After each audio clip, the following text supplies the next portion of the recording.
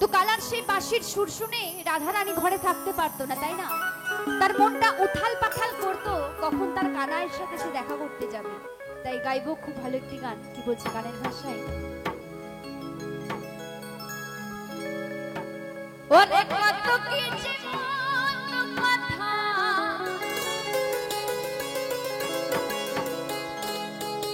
ওরে কত কি জীবন কথা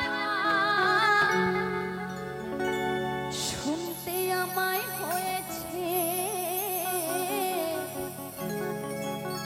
ওই কালার বাঁশের পাশে আমার পাগল করেছে।